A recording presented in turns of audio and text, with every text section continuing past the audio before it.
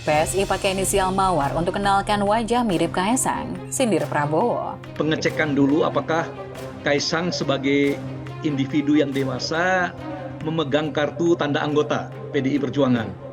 Sebab kalau yang bersangkutan memegang kartu tanda anggota, itu berarti ada pasal yang bisa dijadikan rujukan. Kenapa pilihannya ke PSI?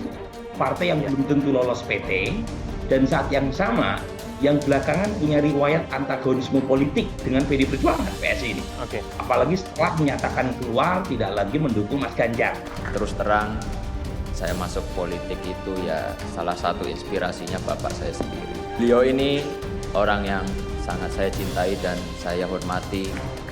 Saya ingin mengikuti jejak beliau untuk berpolitik untuk kebaikan. Semoga Gusti Allah memberkahi jalan yang saya pilih ini. Tanggapannya selamat itu aja. Pantas nggak Pak Wali? Apanya? Jadi ketua umum PSI? Pantas. Jadi PDI Perjuangan terus bergerak, yang namanya politik itu bergerak ke bawah. Ya, tentu saja setiap warga negara dijamin konstitusinya untuk berserikat dan berkumpul. Jadi ya seperti itu.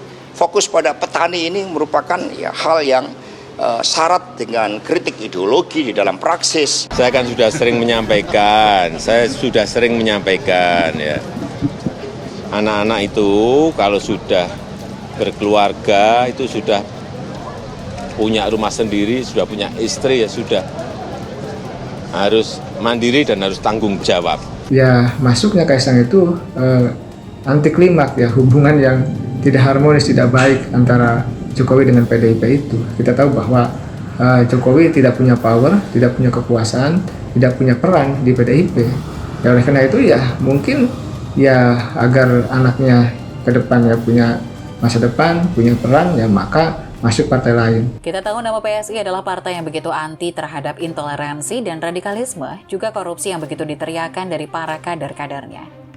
Bukan hanya diteriakan oleh para kader-kadernya, kader PSI juga melakukan tindakan-tindakan dan program-program untuk memberantas korupsi seperti yang kita lihat di DKI Jakarta. Kantor Partai Solidaritas Indonesia ramai-ramai bekerja sama untuk memberantas korupsi dan potensi-potensi yang terjadi di DKI Jakarta. Kita tahu salah seorang kader Bro William membongkar dugaan-dugaan korupsi yang akan dilakukan oleh pemerintah DKI Jakarta saat itu dengan pengadaan lem iPhone yang harganya sampai ke miliaran. Ini adalah sebuah strategi yang luar biasa dilakukan oleh Bro William. Sampai-sampai Anies pun ketakutan dan pada akhirnya anggaran itu dicoret dan direvisi. PSI juga begitu, melawan korupsi di tingkat nasional dan juga begitu anti terhadap tindakan-tindakan intoleransi yang dilakukan oleh pendukungnya Prabowo dan Anies. Saat ini kita juga melihat bahwa PSI mulai main mata dengan Prabowo dan mendekati Prabowo meskipun mereka sampai saat ini ngomongnya belum merapatkan dukungan ke siapa. Penulis menduga bahwa ini adalah strategi PSI untuk memecah belah pendukungnya Prabowo dan kalahkan Prabowo. PSI ini adalah partai kecil yang suaranya masih tidak terlalu besar, namun pengaruhnya cukup mengganggu. PSI mendapatkan perhatian dari Presiden Joko Widodo sampai-sampai 2 kadernya dijadikan wakil menteri dan staf khusus. Bagi penulis ini bukan kode-kode lagi mengenai dukungan Presiden Joko Widodo kepada PSI. Jelas Presiden Jokowi sayang dengan PSI, tapi kita bisa melihat bagaimana PSI itu sepertinya dijadikan peluru untuk menghancurkan elektabilitas Prabowo. Kenapa bisa demikian? Karena dengan keberadaan PSI, suara basis Prabowo itu terpecah belah. Mungkin ini analisis yang terlalu jauh dari apa yang kita lihat saat ini. Tapi buat penulis, keberadaan mereka ini justru menjadikan pendukung Prabowo itu terpecah belah lewat kehadiran kubu intoleransi dan kubu memperjuangkan toleransi di satu tempat. Karena mereka yang pluralis dan mereka yang intoleran tidak pernah bisa ada di dalam satu perahu. Apalagi dengan rekam jejak masa lalu PSI yang sudah jelas-jelas mendukung Ganjar Pranowo di dalam Remuk Rakyat yang pernah dilakukan pada tahun 2022 silam, membuat kita semakin paham bahwa PSI ini adalah pendukung Ganjar Pranowo. Tapi karena suaranya kecil, mereka dikirimkan atau seolah-olah melakukan manuver-manuver datang ke kubu Prabowo untuk mencari suara. Gak heran kalau orang-orang yang nyinyir seperti Ade Armando tetap ada di partai tersebut dan bahkan dalam waktu dekat ini Kaisang akan masuk ke dalam PSI menurut beberapa info yang penulis dapatkan. Ini adalah strategi memecah belah konsentrasi Prabowo dan timnya. Lihat saja, pergerakannya yang begitu cantik, Partai Solidaritas Indonesia mencoba untuk merangkul Gibran dan Kaisang yang merupakan anak Presiden Widodo. Jadi mungkin tidak berlebihan jika keberadaan PSI ini justru menjadi duri dalam daging bagi tubuhnya koalisi Gembrot Prabowo. Ganjar Prabowo harus menang dan menjadi orang yang dipilih oleh rakyat, karena rakyat Indonesia sudah cerdas. Rakyat Indonesia sudah muak melihat bagaimana Prabowo selama ini bermain-main dengan politik identitas, padahal rekam jejak dan kinerjanya saja tidak ada. Ketika Partai Solidaritas Indonesia datang main mata dengan Prabowo, mulai banyak orang-orang yang panik dan buka bajunya karena kepanasan, sehingga wajah aslinya terlihat.